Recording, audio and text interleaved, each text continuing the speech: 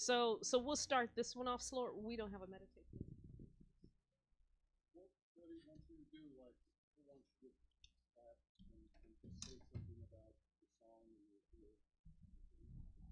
what comes before and after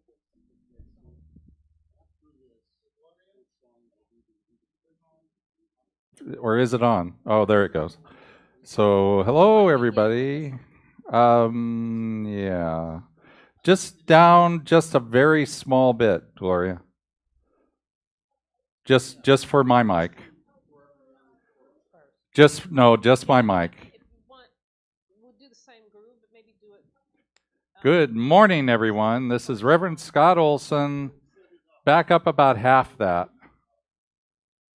Good morning, everyone. This is Scott Olson coming to you live from, I think that's okay. Yeah, we just have too fast. Too up.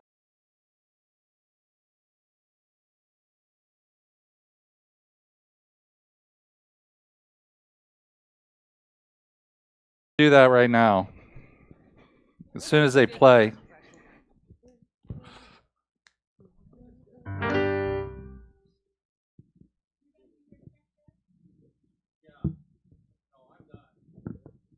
How soon are we starting? How much time do we have? We're starting in a minute? Oh, okay. I gotta put some lipstick on.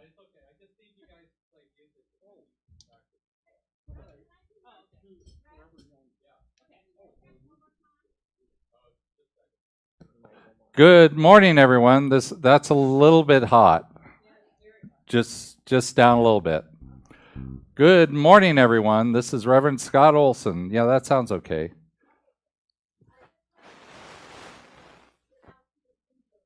Oh, I see. Uh-huh.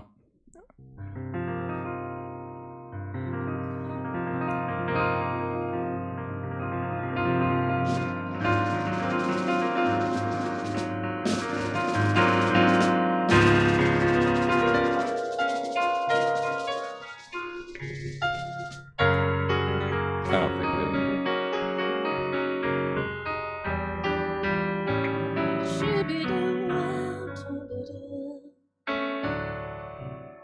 We're writing a new song. Not really sure where it's going, but we gonna write it anyway. No matter what we say, somebody's gonna listen. We're writing a new song. It may not be very long, but we know we can. So we do. Oh, you do? Oh, okay. I'm sorry. Let's do May You Do Be Forever Young. Okay. Sorry about that.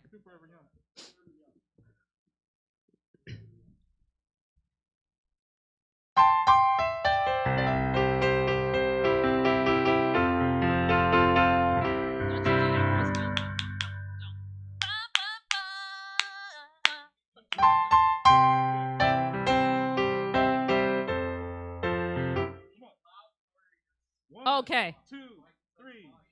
You stay forever young. May it always do for others and let others do for you. May you build a castle to the stars and climb on.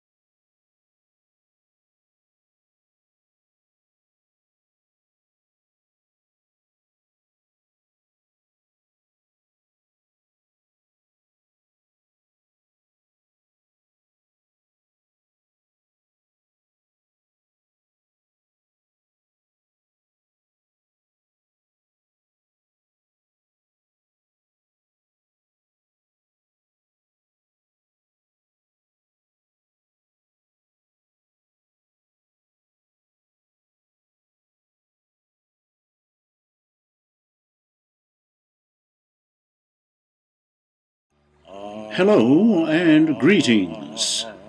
This is Master Sio coming to you from the Ahiah Center for Spiritual Living in Pasadena, California. Thank you for joining us for our powerful healing meditation. Today I'd like to touch briefly on happiness. This is referred to in the United States Constitution in the phrase, the pursuit of happiness. Happiness, though, need not be pursued. It is entirely possible for happiness to just come to you. The reason for this is that we are actually all born happy. We are produced as happy little teddy bears from the very beginning of our existence. However, from infant time onwards, our five senses and our upbringing leads us kind of off course, so that we seek happiness outside of ourselves instead of developing it in our own heart and in our own existence. If we, say, are thirsty, we can go and get ourselves a glass of water, or we can tell our significant other or a child to fetch you a glass of water, and if they refuse, this kind of gives rise to a form of anger or resentment as compared to getting up and getting it yourself. Or if you were to wish to have the same automobile as your neighbor who drives a Mercedes, and you only drive a bicycle or you walk everywhere, by yearning to have the same thing or keep up with the Joneses to also drive a Mercedes, you become very unhappy with your bicycle and the fact that you are walking. This is because our society has placed too much emphasis on material things instead of, let us say, inner happiness or being in touch with our real self, which is a very joyful spirit. So as we grow, we hear about great things being done by somebody else. We hear or we go to a banquet and think that that's how other people eat all the time, and we want to create a banquet for ourselves, which, by the way, could easily lead to obesity, a subject for another day's talk. But in any event, as I mentioned about the yearning to have the same thing, same Mercedes as your neighbor, you forget that there is joy to be obtained in riding a bicycle. You become more fit. Same with walking. It is a blessing in disguise. So I urge ourselves to be mindful at all times of the hidden benefit or the silver lining in our circumstances. We have all come across people who are relatively in poverty and have been surprised to see that they are extremely happy. They smile all the time, they jump around joyfully and play little simple games, something like my cat spending hours playing happily with a ball of cotton or something. and a dog running back and forth fetching a ball and being extremely happy with that simple chore. So the riches of the material world don't always translate to happiness. We can see this also very readily by people from some of our illustrious organizations who are or have been married for, say, 5 or 6 times, and with each spouse they find not just joy but extreme unhappiness, and they change spouses and they run into the same difficulties, and so in their mind they think, okay, if I marry that one, I know it's the 3rd time, but maybe he or she is going to make me happy. This is not so. You make your own happiness, regardless of how much money you have or how little money you have, where you live, what religion you belong to. Everybody generates their own happiness. Now, this also applies to healing ourselves, which is the primary reason that you and I are here. I'll give you a tiny illustration. Some 20 or 25 years ago, I was living in Miami. Today, I am in Los Angeles, California, in the US, but at that time I was in Miami. And one of my clients was a very depressed lady who always seemed to be unhappy, to think that she couldn't get rid of her grief wherever that emanated from or originated from. And I had a hard time working with her. But in any event, one day, I think this is after our 3rd session, I felt, after working with thousands and thousands of similar clients, that profound change was occurring inside herself. However, she didn't see this. She was still inundated with her own sad background. And so I told her at the end of that particular session that I feel that there's a profound shift occurring in you, and that you have turned the corner toward better times.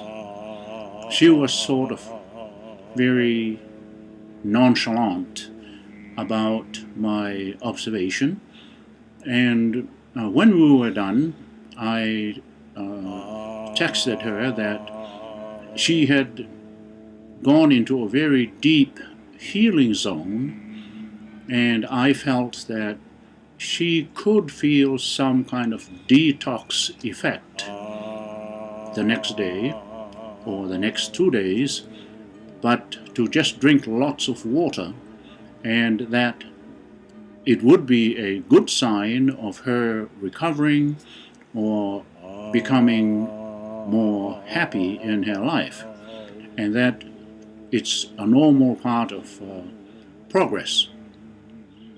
The next morning she wrote me a very lengthy letter or email saying that she was totally devastated by the same grief, and she said, whatever we did, it has made me extremely worse. I had sort of predicted this for her, that it would be a form of detoxifying her body energetically. And she said, I am so sorry that I came to see you, and I guess yesterday was our last session. I took this with a grain of salt, par for the course, and said, okay, c'est la vie, you can't win 100% of any effort or any endeavor in your life. A few days went by, maybe 3 or 4 days, and she wrote to me again and said, "Dear Master CEO, I am so sorry that I sent you that last email. I feel quite horrible right now because I am extremely, profoundly happy."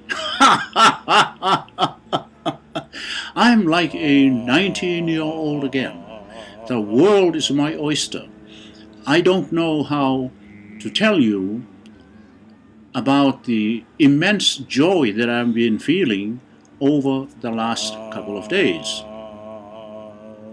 I was kind of a bit flabbergasted by this sudden turn of events, and I had told her in my initial communication that all healing, let me see, no, when she, yes, I had told her on my morning after follow-up that she would feel these toxic symptoms and would think that maybe she was getting worse, when in fact it was a powerful sign of progress.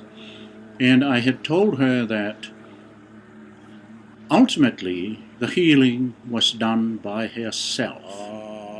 Now she found that initial communication and said, "Yes, I have accepted that I found that I did the healing myself." Aha! So this is to say that all progress in life, including being happy, is first generated in your spirit.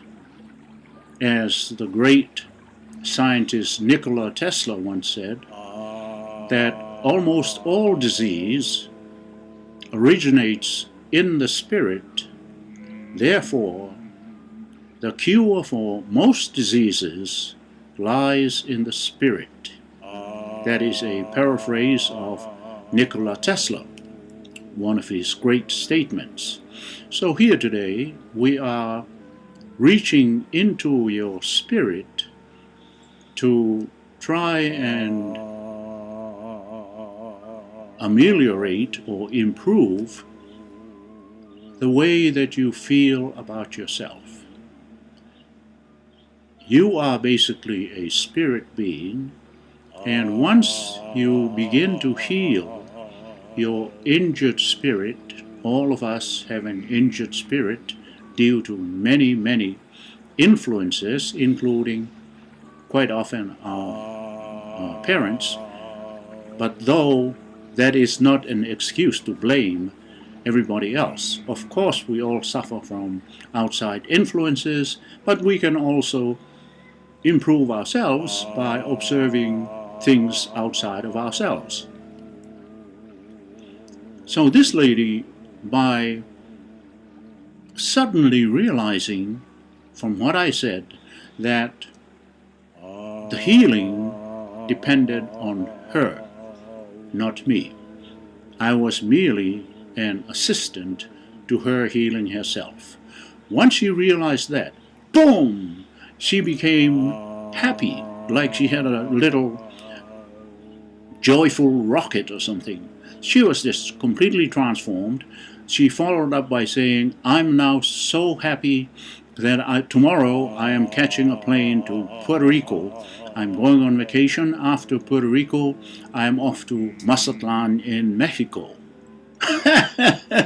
So sometimes when you have the magic of belief, your life will become much more joyful. You can use that joy to assist you in your journey towards more abundance by accepting the current circumstances while still striving for a better future. If it is material abundance you want, it's helpful if you accept your condition now And just be happy about that while you are striving for something better. And so, by telling you this story, I hope that you accept more readily that if you want things to happen, it's up to you. You have to change yourself. You have to start little projects yourself. Don't always wait for somebody else to give you the impetus to start a more joyful life full of wonderful things that sometimes unexpectedly land in your lap. So, all of this, of course, is based on information, or the exchange of information. As you are listening to the sound of my voice right now, for example, and you're looking into my facial area, you and I are communicating in the most profound way through these little invisible or tiniest particles of light known as photons or biophotons, since we are live sentient beings. As you hear me and as I look at you, we have this two-way exchange of biophotons. And these biophotons and the message that they carry are embedded even in video form forever, so that should you revisit this meditation in the future, the biophotons emanating from my eyes into you will still be there. So I urge you to watch this powerful meditation video as often as you can, if you can't finish watching it today. In a little while, I'm going to be going into a silent mode while I also read for you some powerful, positive affirmations. Today happens to be the first day of the year 2021. So by getting these affirmations past your monkey mind, past your thinking mind, into your subconscious, merely through your listening, they will help you to propel yourself forward into a much more abundant life at all levels, whatever abundant life means to you. So please just look at my eyes when I ask you, or if you wish to close your eyes, you just listen to the sound of my voice and the affirmations. Incidentally, as you feel more relaxed and absorb the high frequencies that I'm transmitting to you, you can say once only, quietly in your mind, this healing is extended to automatically include, and then fill in the blank, maybe your mom, brother or sister, neighbor, your pet. Try to keep it to one or two people or things, and they shall also be included.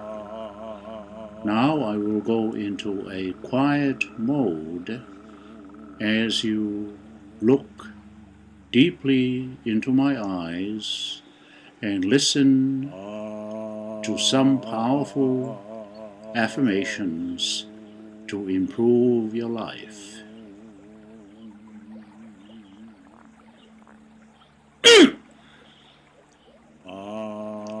I see the good in everyone, my family, my relatives and friends, and everyone I work with. Every single day, I see the good in everything and everybody.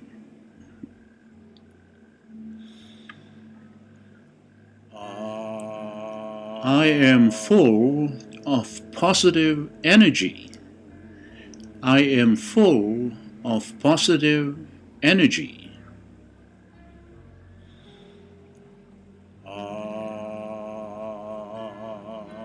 I am happy with who I am. I am happy with who I am.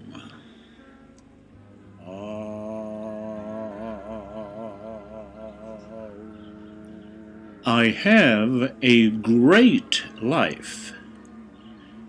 I have a great life.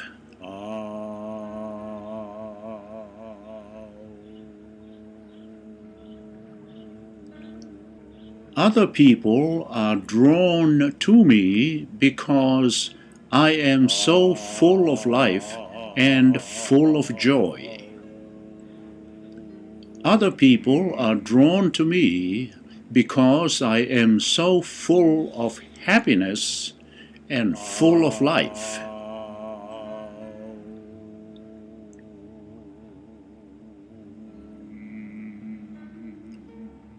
I am starting to feel much happier.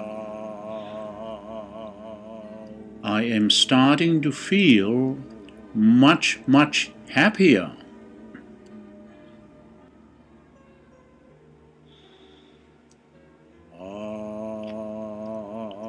Others are beginning to notice how happy and positive I am.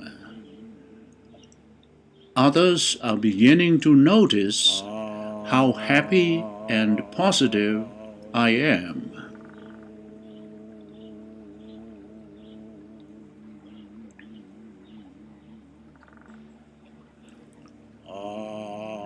I am becoming more healthy every day.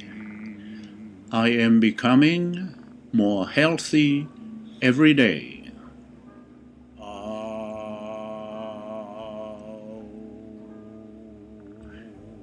Healing takes place for me every single day. Healing takes place for me every single day.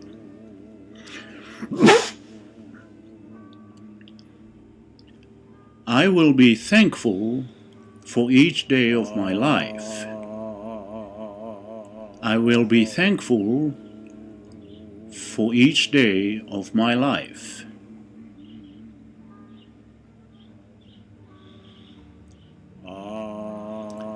I will become happy and spread positive energy to others. I will become happy and spread positive energy to others.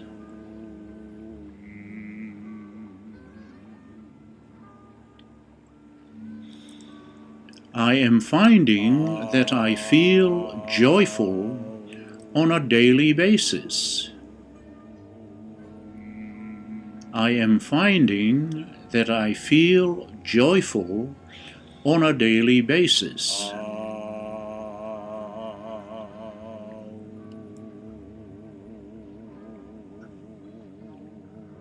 I will always be optimistic and have a positive outlook.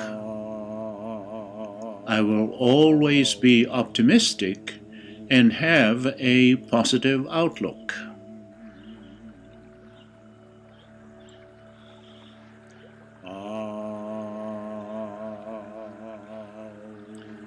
I will always see the bright side of life, especially in difficult situations. I see the good in everyone, my family, my relatives and friends, and everyone I work with. Every single day, I see the good in everything and everybody.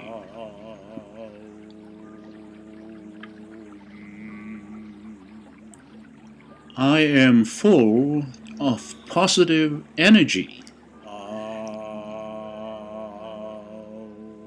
Now, please gently open your eyes. Please gently open your eyes. And as you do so, don't you notice how much brighter the room is? How much more vivid the colors are? This is because you have been healing yourself physically, spiritually, emotionally, and mentally. You are actually the most powerful healer for yourself.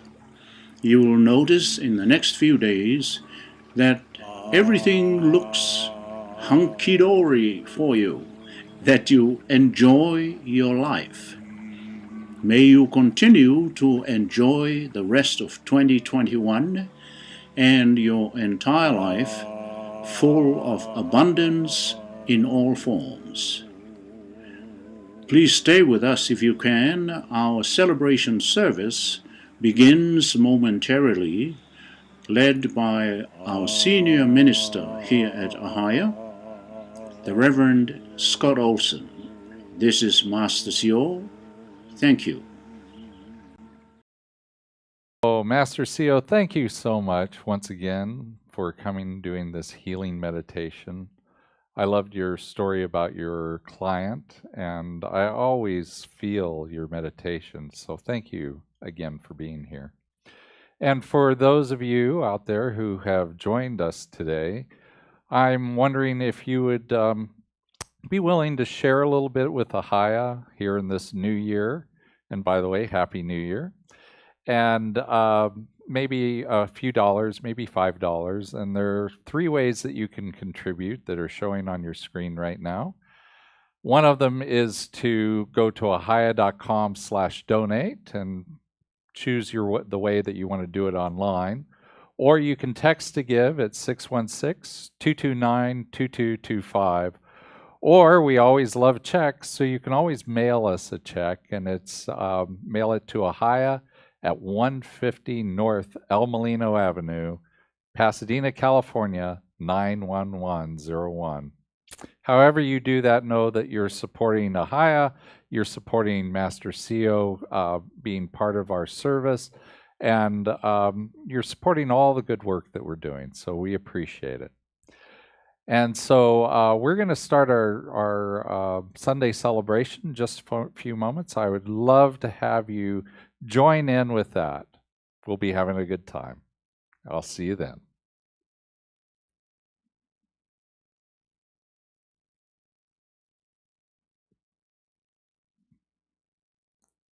Give it 1 or 2.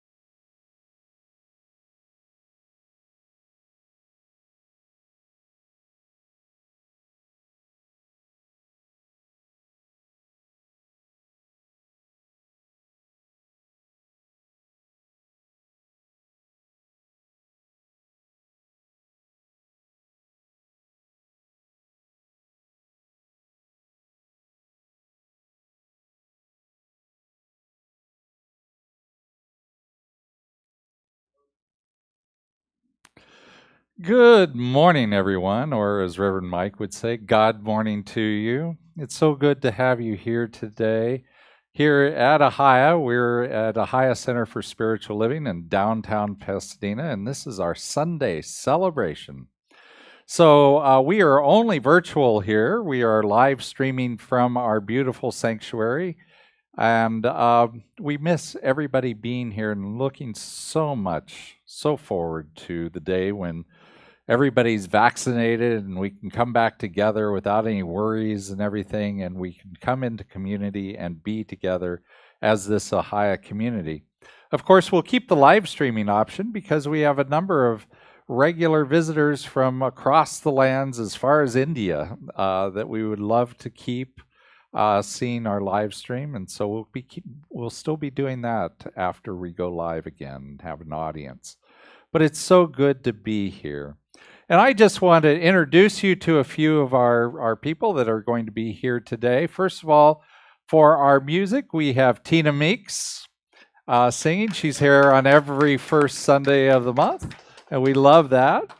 And then for our band, we've got Chris Glick as our music director on the piano, Leon Johnson as our bass, and Brian Menifee on our drums. So we're having a great band today. And we have lots of people who support us throughout the week in all the different ways that we do that. But for today, for Sunday, we have Gloria on sound. Let's give her a hand. Harris is in the back there doing all of our live streaming. And then we have, for moderators on Facebook, we have Louise Mucha.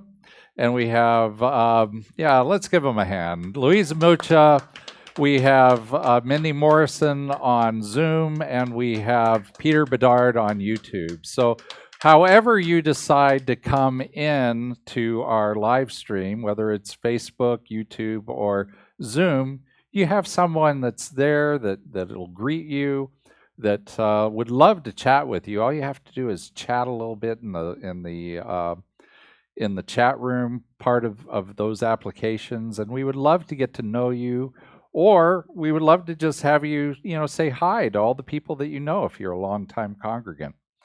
If you are new to Ahiah, if you found us on the internet or however been invited here, you can always get our newsletter, and you can do that by going to our website at Ahiah, ahiah.com/subscribe. If you fill in the form there, we'll get you a newsletter on Friday. So I think let's go ahead and get this party rolling. So we're going to start off with our meditation video, followed by a prayer. And so why don't we just take a deep breath in and let it out. And with that, we'll go to our meditation video.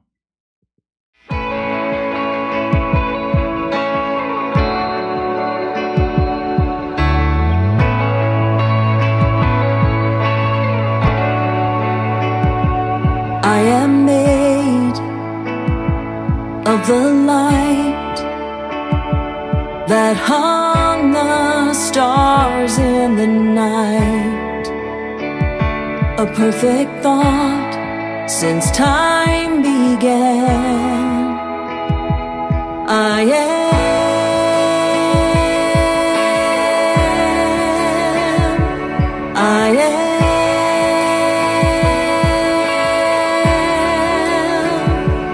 I am one with the love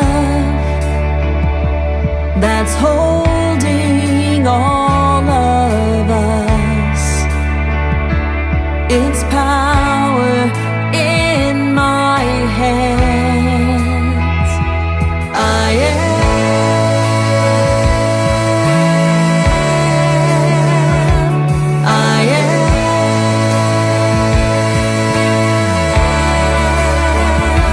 I am called by the voice that speaks of truth and joy, forever blessed where I stand.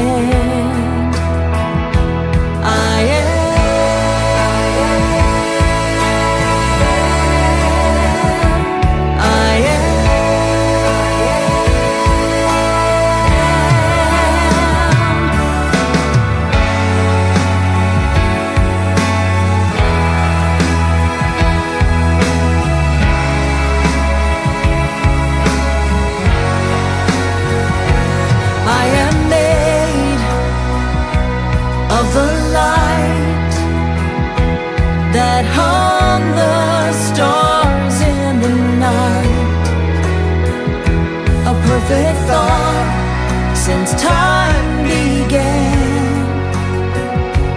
I am.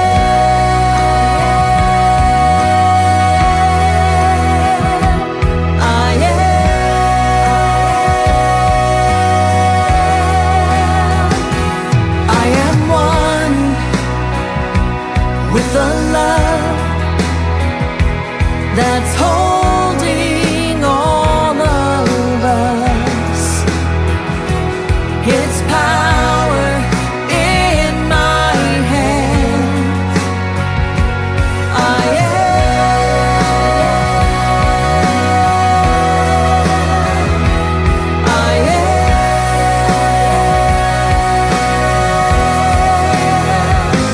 I am called by the voice that speaks of truth and joy, forever blessed where I stand. I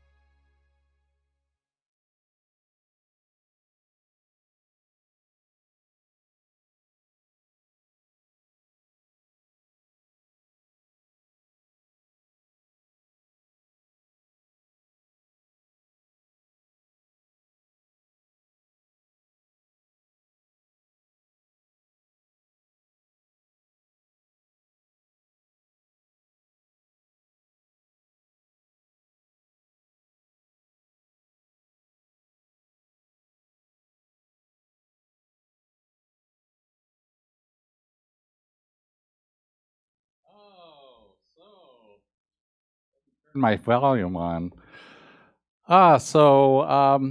We have a technical difficulty. We lost out on Peter's prayer. So we'll try and figure out how to get that. Actually, you know what? I'll just go ahead and do the prayer. That's an idea. I'm a minister. I think I could pray. And Peter, I'm so sorry.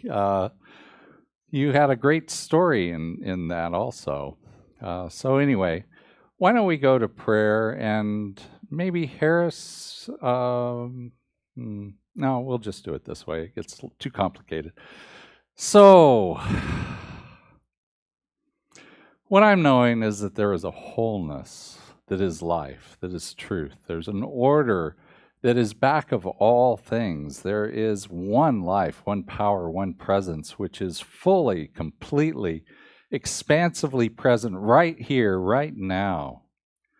And so in that one life, one power, there is no mistakes. There are nothing to worry about. It is this life moving easily and effortlessly forward, no matter what. And so I know today, right here, right now, we are truly, truly blessed. That this life that is God is moving through us and as us with ease and with grace. And I know that that wholeness and order, it's not just this service, but it is all of our affairs.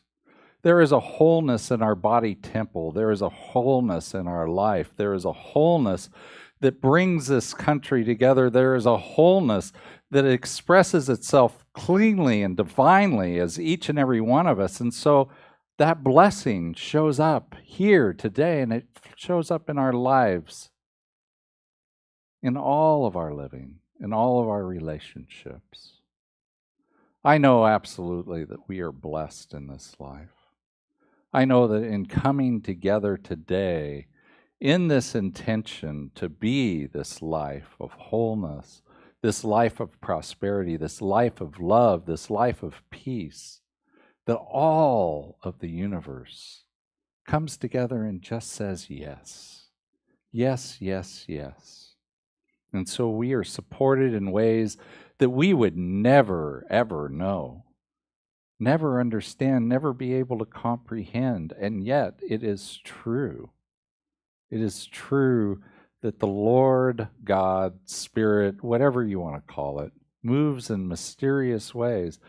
And so I see it in my life just by knowing it's there.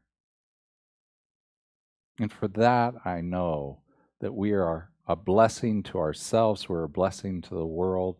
And I just say life and God are good and very good. And together we say, and so it is. Amen and amen. Oh, so now it is my pleasure to have our key singer for today, actually our only singer for today. But she is somebody you know very well, that you have had many, many opportunities to hear and to love. So let's have Tina Meeks. Come on up. Hello, everybody. It's great to be at Ahiah this morning. I'm imagining your beautiful faces right here in the congregation with me, but I know you're out there. Happy New Year. This first song that I'm going to sing is My Wish for You. Come on, Chris, take it away.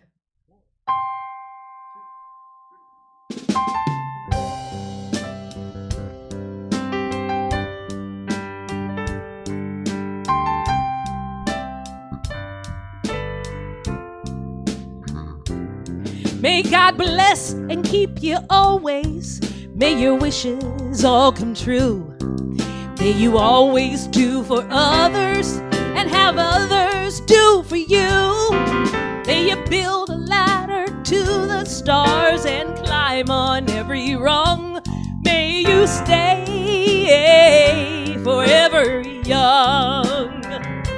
May you stay forever young. May you grow up to be righteous. May you grow up to be true. May you always know the truth and see the light surrounding you. May you always be courageous, stand upright and be strong. May you stay forever young. May you stay forever young. Chris!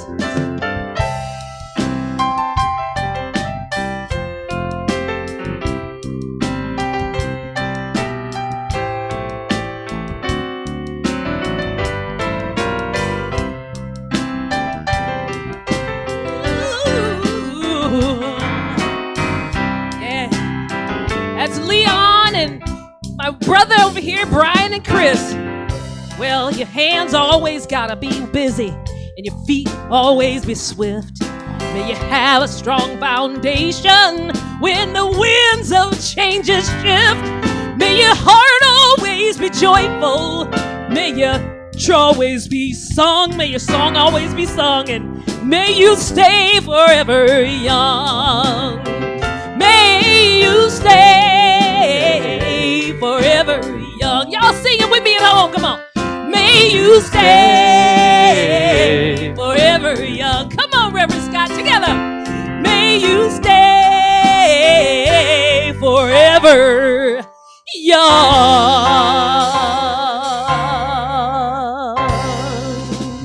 God bless you. Happy New Year. Oh, may we stay forever young. Absolutely. Thank you, Tina. It's such a blessing to have you here each of the first Sundays of the month. I love your music. I love your voice. I love your heart. I love all that you bring to us here. Let's give her another round of applause. Oh.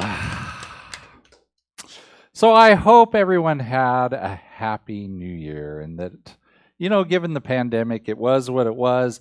But what I'm feeling now, the energy of 2021, I'm just feeling like we've turned a page in the book of life. Maybe we've gone to a new chapter.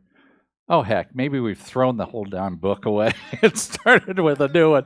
That's the way I'm feeling. Just get rid of that one, get a new book, start on the first page, rewrite everything. I'm good with that. But, what I know is that this year is going to be filled with love and peace and joy. That is what I'm holding in my heart as the true possibility, because it's the truth of God. And so as we know that to be the truth for ourselves, it gets reflected back in our lives. So not only are we in a new year, but we're in a new month. We went from December to January, and so that means we're in a new theme for the month.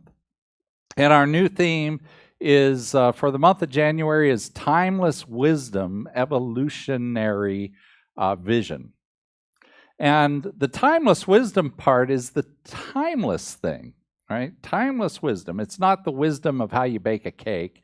It's the wisdom that is never changing. And the only thing I know of that doesn't change is spirit, because spirit is always 100% love, 100% peace, joy, love, harmony, balance, order, all those things, prosperity, that we ascribe to it. It's always that and never changing. And so the timeless wisdom that we know is really the things that we know about God to be true and what we know to be true of ourselves, because we are those individualized expressions of the divine. And so we're talking about our soul at that point. And so then there's evolutionary vision. Evolutionary vision, those are the things that are changing. We're evolving beings, and what we're saying by having a vision is we're seeing what we want to become. What are we changing into? No matter where we're started, this is the end point. This is the place that we want to become.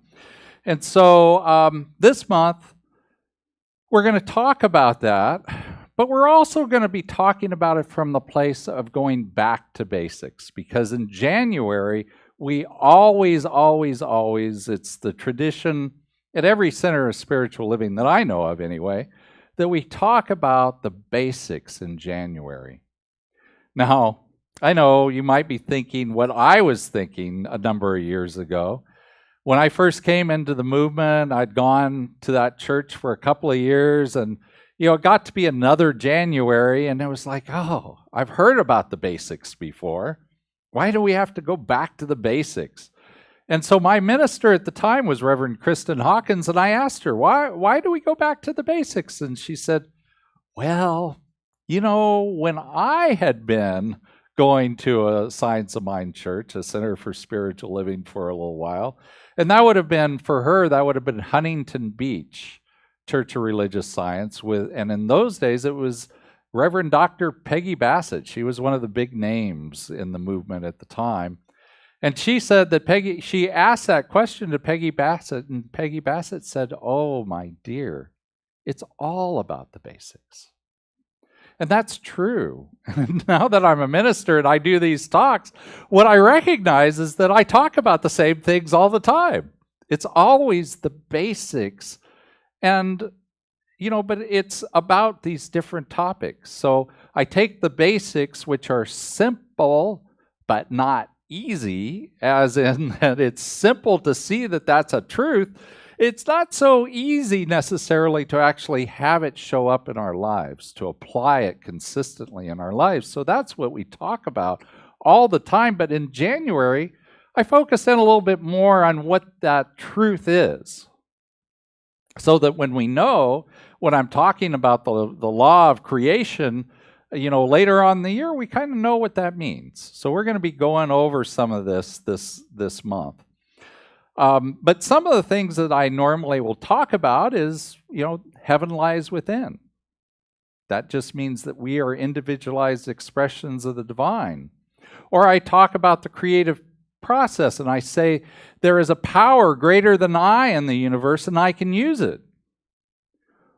Or I say that there's a still small voice whispering in our ear constantly. And this is the love that Spirit is, telling us. answering all those questions that we have. And I say, there is a power greater than I in the universe, and it can use me, which just means that I can allow Spirit, I can listen to that still small voice, and then put that back into the creative process.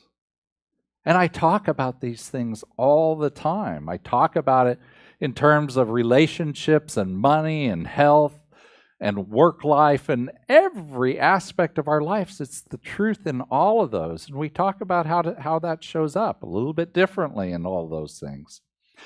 So now would normally be the time when I'd ask Reverend Mike to come up and do a power talk. But as you know, Reverend Mike has been at home. He caught COVID earlier, around the middle of December, second week of December. And so he's been at home recuperating and resting. And, you know, I give him a call. Mostly I text so that I know that he can just respond whenever he's feeling up to it. And Friday I sent him a text and I said, you know, people are wishing you well and they're wondering how you're feeling. You know, what would you like me to tell them? And so I'm going to tell you what he gave me a text, and he said this: I am back on the planet and healed to better than before. I am surrounded by prayer throughout the entire experience. My wife had no symptoms at all, so I send my gratitude to everyone. We have definitely been holding Reverend Mike in love and in light, praying for him. And it's just so good news to hear that he's doing really well. Maybe even he'll be coming back next week. We'll see. You know, I just want to let him recuperate as much as he thinks he needs. So today we have a talk title, which is Applying the Spiritual Lessons Learned. That's a bit of a mouthful, right? Applying the spiritual lessons learned. But we've gone through a bit of a tumultuous 2020. You might agree with that. No matter how you look at it, it's been a very weird year. It was a very weird year. It's gone, kaput. We're into 2021. But as I look back on 2020, you know, we've had the pandemic. I heard this morning that we crossed the 350,000 Americans dead. So that's been, you know, heart-wrenching and life-changing for us. We all watched the murder of George Floyd, and, you know, that has definitely been a change in direction for me personally, for Ahiah, for so many people in this country, as we recognize that racism is more pervasive than we had ever thought. No matter where and how you looked at it, and from what angle you looked at it, I think we recognize that it's more than we had thought it was. And then we had the political divide show up with the presidential election and beyond.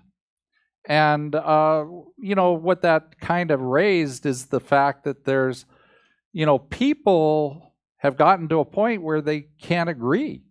And they've gone from, we're all Americans, kind of, to people who agree with me are over here, and people who don't agree with me are out there somewhere. They're the other people. And so we have a lot of things to think about. We've definitely had lots of lessons in 2020. And so in 2021, we need to figure out exactly how to move forward. Having learned those particular lessons, how do we invoke the spiritual truth of that and move forward, right? Move forward into a new way of being. Well, I want to start to answer that question today a little bit. And I want to do it by telling you a little bit about a very special and very powerful talk that Ernest Holmes gave way back in 1959. It was his last public talk that he ever gave, and it was given at Asilomar, which is a place I love. I've been to it 10, 11 times. We used to have the summer retreat there every year. In fact, there wasn't one retreat, there was 2 retreats, because for many years, since the 1950s, we were 2 organizations. We had started out as one, we split into 2. So we were UCRS and RSI for about 50 years, and then we came back together as Centers for Spiritual Living. And that's a great thing. I love us coming back and the wholeness and the order. But for many years, there were two 1-week summer retreats. How many of you guys have been to Asilomar? Yeah? 3, 4 of us? So, it's something that a lot of people went and did, and it was a wonderful experience. And I started going before we had kids. Gabriel and I went a couple of times, and then we adopted Cody and Dylan. We decided we'd make sure to take them for the summer aspect of a teen program. And then when we adopted John, he was 6 years old, made sure he was going. So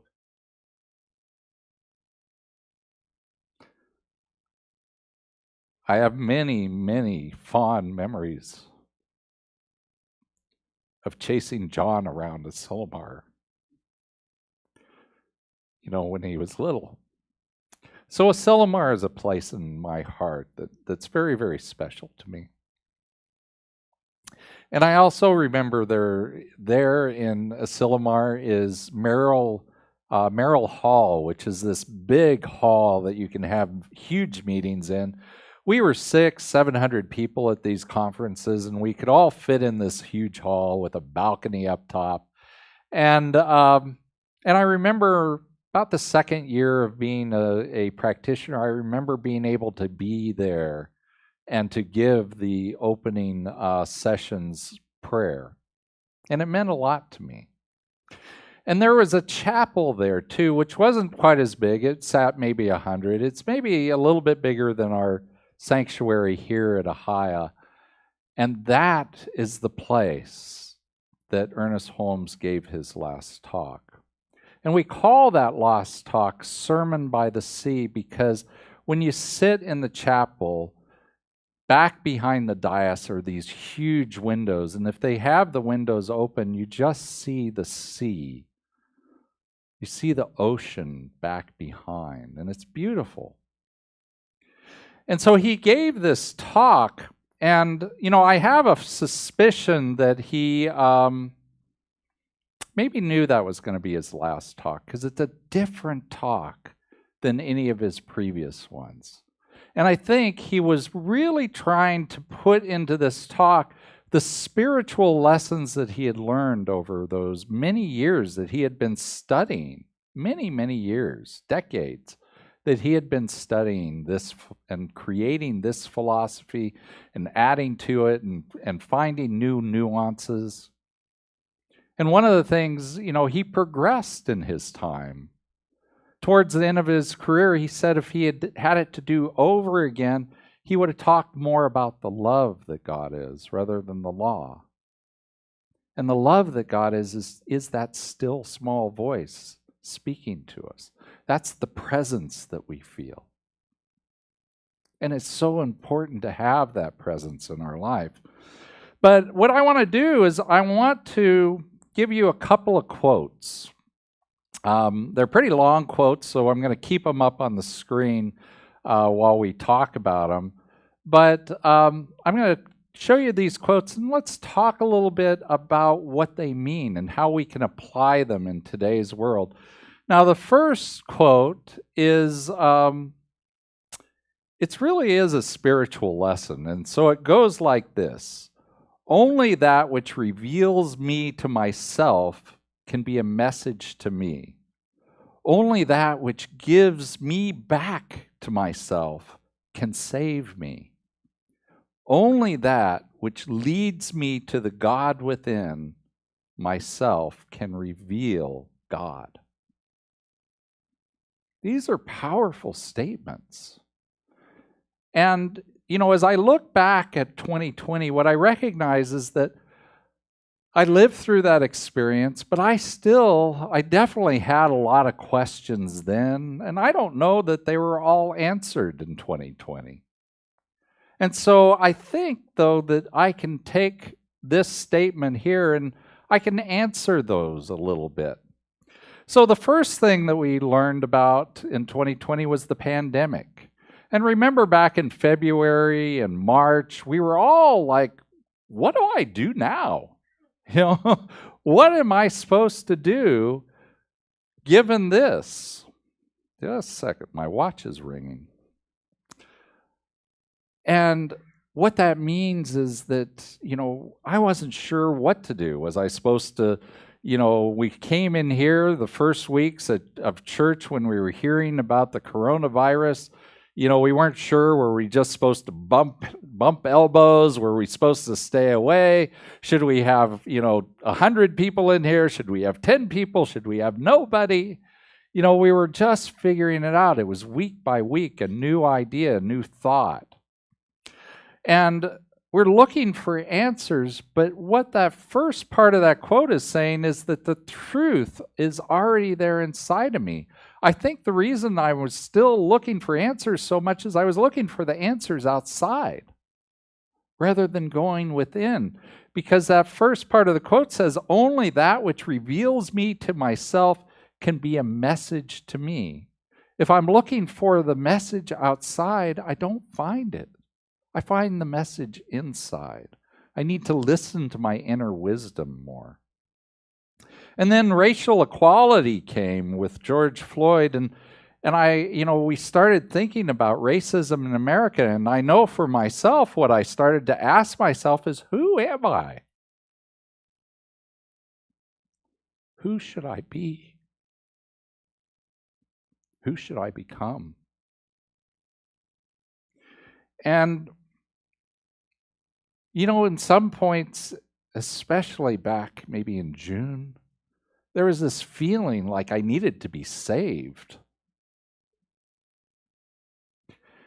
And, I needed to be saved from my doubts. I needed to be saved from my wrong thinking. I needed to be saved from not knowing who I really am. And so this second part of the quote, I think it's the answer to that, because I need the real me. The real me. What's the real me? It's my soul. My soul is the real me. This me that's here is temporary. It's my soul that's eternal. I need the real me to know what to do. I need the real me to show up in the way that it needs to show up. And I need the real me, which never needs to be saved, to maybe save me, right? My soul can save me. And that's because my soul knows that it is the one, and the same part and parcel with divine. There is no separation at the soul level. There is no duality at the soul level. There's this individualized expression of the divine that my soul is, and it knows the love that God is. It knows how to show up that way. And so the second part of this quote is, only that which gives me back to myself can save me. And so I let my soul save me. And then the political divide came. And the question I had there is, how can we be so separate? How can I be so separate from each and every person who doesn't agree with me? Why does that make us separate? And, I hear, the thing is that I hear some of these other political views that are not my political views, and I sit here and sometimes I'm like scratching my head and I'm going, what planet are you from? That's just my personal experience. It's like, I'm living on this planet and you're living on that planet because we're not agreeing. I mean, what we're saying is so different. How can we say so different a thing given the same facts? Because we know that the facts are the same. If you look at this podium, if you were to take a picture of this podium and I take a picture of the podium, it's the same podium. We don't have two podiums. You don't see a blue one and I see a yellow one. It's the same podium. But what I recognize is that we are all divine creators. That power that I was talking about, the law, the power of creation that we, each and every one of us use, whether we recognize it or not, what that means is that I believe something. And then it goes into the mind, it gets created back, all of us together, it goes into the mind, it gets created back as one reality. But my experience of that reality is mine and only mine. And so even though we have one podium, one color of podium, we're going to experience it differently.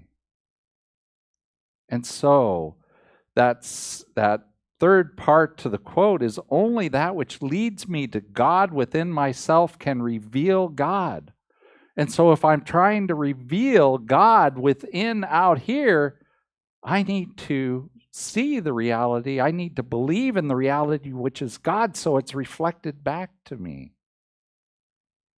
And as each and every one of us align ourselves with God, there will be no separation. There will be no divide. Because the truth is we'll experience more the same. It'll be more similar to us than it will be different. Now, the divine truth of us sometimes is a little hard to swallow. You know, sometimes what I know is that, you know, that those differences that divide us can seem enormous. The part of the video that you didn't see was promoting you to Reverend Peter, was Peter Bedard, who is our practitioner of today. And he's holding our consciousness today for us. Thank you, Peter. But he told a story in the video that I've seen that you didn't get to see, where he was, he and his husband had hate speech thrown at them pretty intensely. And what I know about hate speech is that when, you know, hate speech is thrown at me, it tends to be that I hate back, right? It's a human reaction. Don't we do that often?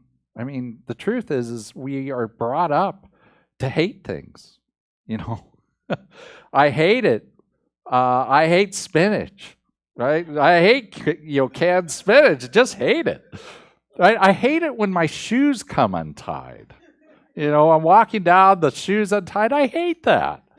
Right? It's so easy for us to hate things. But, you know, when I hate that life, when something is shown to me that I hate, what it does is it puts a burden on me. Right? And I don't want that burden. So the second quote that we have is showing up on your screen right about now, is a really important quote. I think it's one of Ernest Holmes' most meaningful quotes. And he says this, he says, "Find me one person that is for something and against nothing, who is redeemed enough not to condemn others out of the burden of his soul, and I will find another Savior, another Jesus, and an exalted being." This is a really important quote because what he's telling us is, how do we become Jesus? Right? We here at Centers for Spiritual Living look at Jesus Christ as the great example. He said, in many places, he said, "This and more you shall do." He didn't even see himself, in my opinion, as the ultimate. He thought people would know more even than him. And maybe there are people who have. Who are we to know, right? Not every, you know, enlightened being shows up on the TV. And so, you know, we have the example of Jesus, but how exactly are we supposed to become more like Jesus? Well, I think Ernest Holmes points the way. He says, be for something and against nothing. But how can I live from that place? I can't. I talked about hate. It's so easy to hate. What does hate mean? It means that I am against, I have condemned whatever it is that I don't like. I've condemned it. I hate it. And when I do that, who is redeemed enough not to condemn others out of the burden of his soul, what this means is that hate is a burden on my soul. In Peter's story, when he talks about somebody coming up to throw hate speech at him, the burden on his soul is not the hate speech thrown at him. The burden on his soul is if he chooses to hate back. And so how do we sit in that? What choice do we make? I think the only choice that we can make is to unburden our soul. And the only way to unburden our soul is to quit believing whatever it was that condemned us to hate back. Part of that is we don't believe in love. Part of it is we don't believe in the oneness that God is. Part of it is we're just not seeing the wholeness and the harmony that is intrinsic in the universe. I'm not saying that hate speech is okay. I definitely don't. Right? I've been a victim of hate speech too, and it's not good. And I can tell you, when I remember, shortly after Gabriel and I got together, and by the way, on the 13th of January, it'll be 25 years since Gabriel and I met. And so it was about 25 years ago, and, I remember getting flamed with hate speech, walking down in West Hollywood, of all places. But I was 25 years ago, I wasn't the person I am today. And so I took that in and I held it for quite a while. And it wasn't the burden of the hate speech thrown at me, it was the burden of my hate. That's the burden of my soul. And so how do I undo it? Well, I have to stand in love. I have to stand in this place of checking my reaction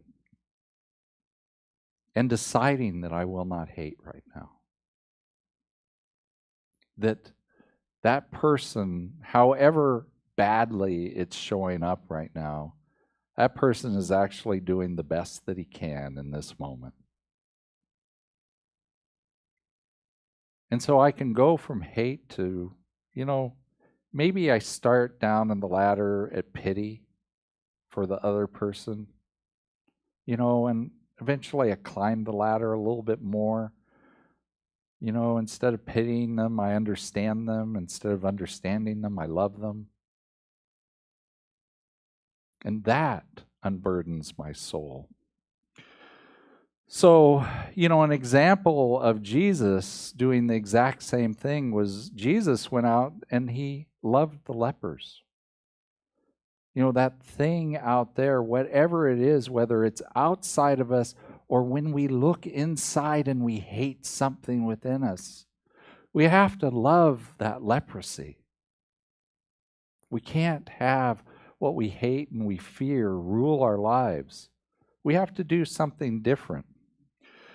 In Centers for Spiritual Living, we have a statement, part of the Global Heart Vision. And I think this is part of the answer. It says, we envision humanity awakening to its spiritual magnificence and discovering the creative power of thought, a world where each and every person discovers his/her own personal power and ability to create an individual life that works within a world that works for everyone, creates their own individual life with a life that works within a world that works for everyone. So as I create my life, I do it in such a way that it fits. right? I'm not the odd man out here. I'm one of the many that is here.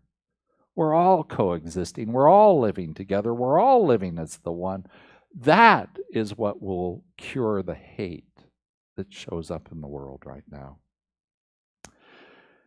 So that's for something. I'm for that.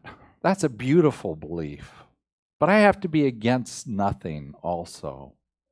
And so I can't be against that person who's throwing hate speech around. And I have to find a way of handling that. My way personally is a statement that I've been using for many, many years. It is what it is, right? Instead of me sitting in judgment in that moment, I can just say, it is what it is. I have said it so many times, my sons now say it before I say it.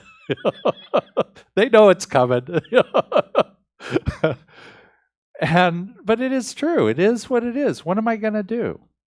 I need to quit taking responsibility for handling everything that's happening around here. It's not my responsibility. It's God's responsibility. Let Spirit handle it. I'm releasing my judgments. I'm releasing everything that I'm holding against anything. I'm against nothing if it is what it is. So I want to leave you with an affirmation. And that affirmation is showing on your screen right now. It's short and it's sweet, so we're going to read it quickly. Steeped in the wisdom of the ages, I humbly resolve to evolve. Let's say that one more time. Steeped in the wisdom of the ages, I humbly resolve to evolve. And so it is. So as you go out into your week, what I'd like you to remember is you're confronted with challenges of the world, but the truth that you need to have in your life, the guidance that you need, it lies within. Find it from within. Don't look so much without. And then be for something and against nothing. So as we're being for something, we're creating a world that works for everyone. And as we're being against nothing, it just is what it is. Just let go of those judgments. And if you are unsure, as always, just let Spirit guide you. Thank you, and namaste.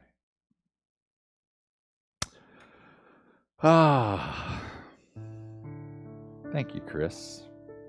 So good to have music under the prayer. So we're just going to turn within and know the truth. As I recognize that life, that power, that presence that God is, that Spirit is, whatever we want to call it, it just is. And I recognize and know the truth of that life as the love and the peace and the joy, the harmony, the wholeness that Spirit is always, creating into this world out of itself. And as that's the truth of God, I know it to be the truth of me, and I know it to be the truth of you. It's the truth of all consciousness, actually. Since there is only one life, that life is living itself fully and completely with grace as us, right here, right now. There is no divisions. There are no separations. There's nothing that keeps us from being this one life, all of us, this one life. Everything, this one life. It's a life of love, a life of peace. It's our life is peace. It's our life is love. And so it's from that place of knowingness that I speak my word as the truth of myself, as the truth of you, as the truth of the whole wide world. That here, as we embark on this year of 2021, that we just let 2020 go. It's gone. It's done. It's time to move on.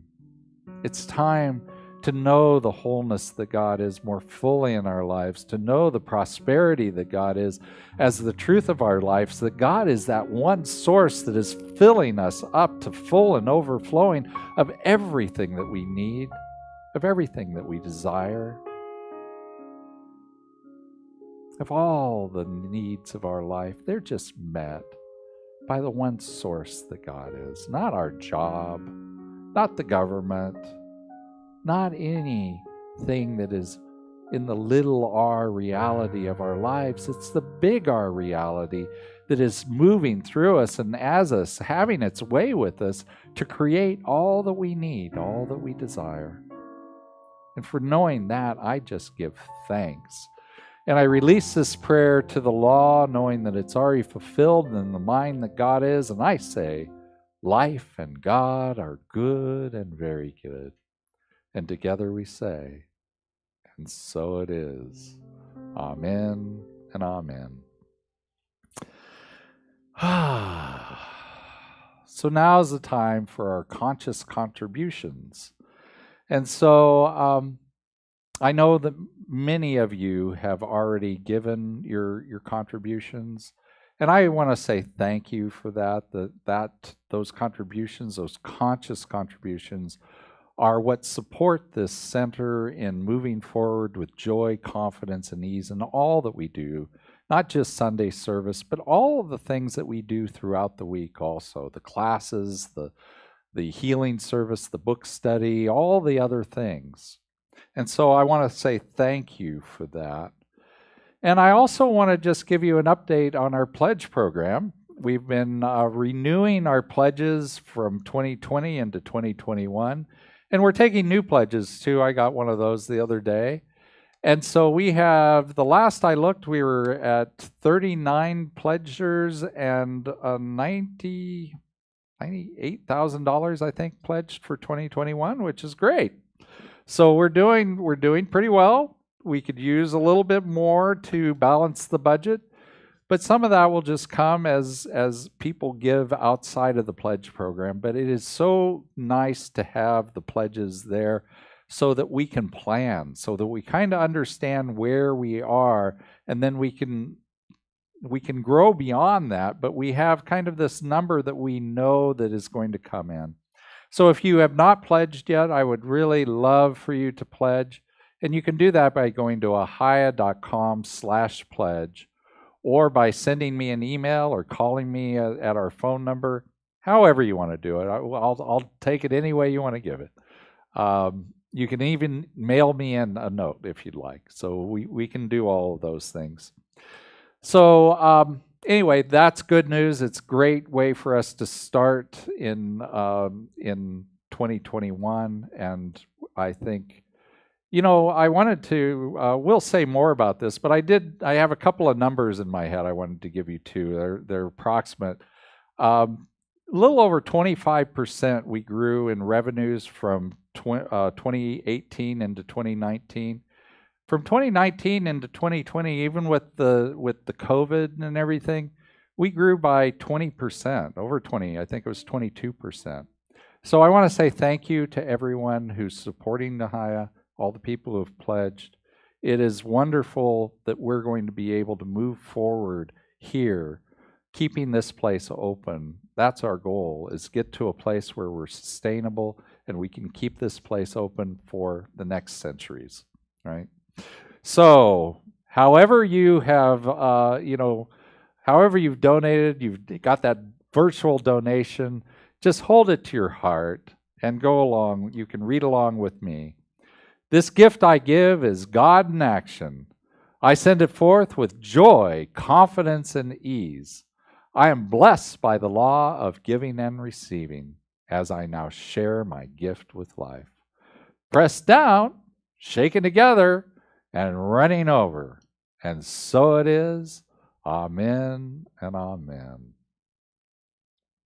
And so now, we are blessed by Tina Meeks. Come on up, Tina. And she's going to sing us another song. Take it away, Tina. Hi, everybody, again. As always, I really got a lot out of that talk from Reverend Scott, and I hope that you are taking that in and keeping it in your heart during the week. So the songs that I sing, I try to make sure that it's something that can inspire you as well. This one, I know you're going to love. I love it, but it also relates to the talk today. Respect yourself. Let's go within. All right.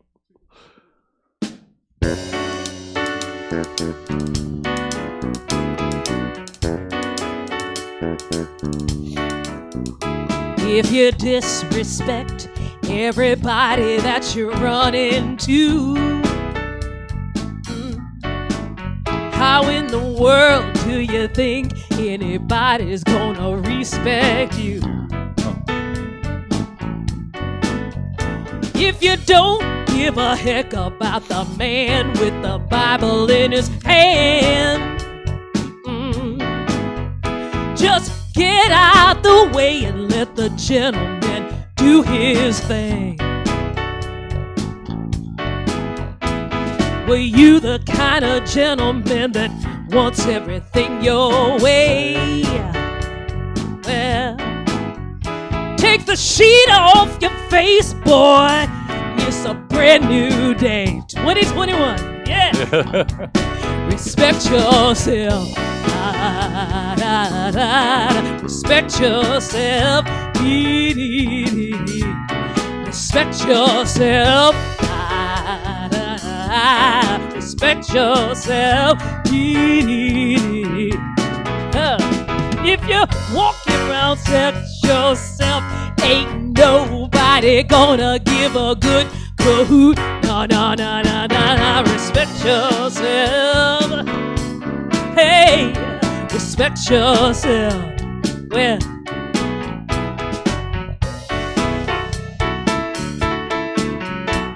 respect yourself. If you're walking around thinking that the world owes you something that you hear, you're going out the world backwards like you did when you first come here. Yeah, you keep talking about the president won't help the air pollution. No, just pull up your face and when you cough, it'll help the solution. Hey, respect yourself. Respect yourself. Dee, dee, dee. Respect yourself. Respect yourself. Dee, dee, dee. Well, 'cause if you don't respect yourself, ain't nobody gonna give a good cahoot. No, no, no, no, no. Respect yourself. Everybody, you gotta respect yourself. Respect yourself. Whoa, respect yourself. Okay, I want Chris to take it away. Hey. Come on at home, let's clap.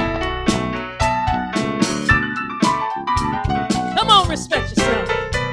Hey, yeah. Respect yourself. Respect yourself.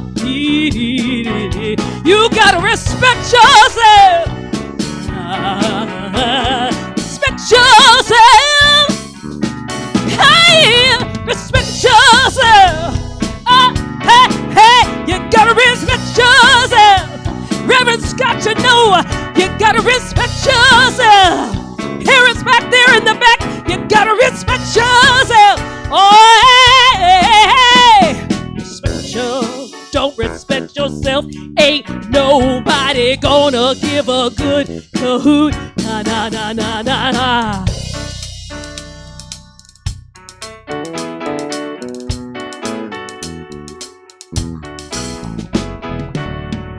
Respect yourself, everybody. God bless you. Happy New Year. Oh, yes, yes, yes. Respect yourself in 2021. It'll be a nice change for some folks, I think. Oh, we were talking earlier about how this was written in 1973, and it's so appropriate for today, don't you think? So we're just having a good time here. Anyway, I want to go ahead and give you a few announcements, and then we'll do the benediction, and we'll meet in the Zoom room.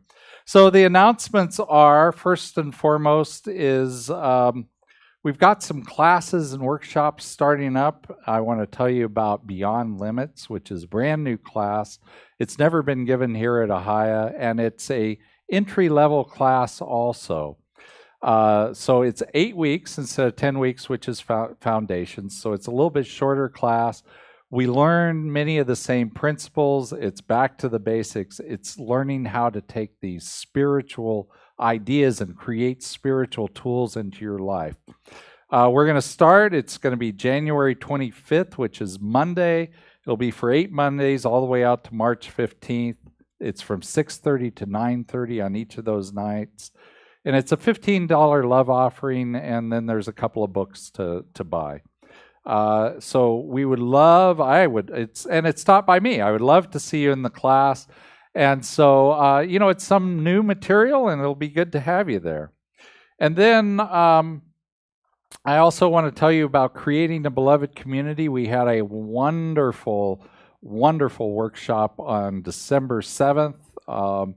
And what that showed us is that we have more work to do. So we're doing a follow-up session. We'll continue doing these. We haven't decided exactly how often yet, but our next one is on Martin Luther King Jr. Day. It is January 18th at 7 p.m. on Zoom. And you can go to our website, by the way, which is ahiah.com/classes to see more information about all of these. But we're going to be working the Creating a Beloved Community is basically working through all these issues that racism brings up. And one of the things we're going to be focusing on is how do we effectively communicate with each other? What is the process for doing that? Because I think it's been made more difficult than it needs to be. We're going to learn how to love each other as we're talking to each other. And I think that'll be a great thing. And now one more thing real fast. I don't know if you can see it from all the way back there, but this is the Ahiah calendar. And so we made new ones. Gabriel collected pictures. It's got sayings for the month. It's got the theme for the month on it. And of course, it's got a calendar for you to put all of your things in there. And so you can either call us at the office. We're here on Tuesday and Wednesdays from 10 to about 3. You can call and pick one up, or you can let us know how we can get that to you. We'd be happy to mail it to you too. And we also have a few people, Barbara Bruner and Linda White and somebody else. I'm not sure if it's Nancy Williams or not. So I'm not sure about Nancy, but a few people have picked them up to distribute them. So you can always contact them and see if they have a spare calendar for you too. And so now I want to just let Reverend Karen tell you a little bit about her class. Go ahead and roll it, Harris.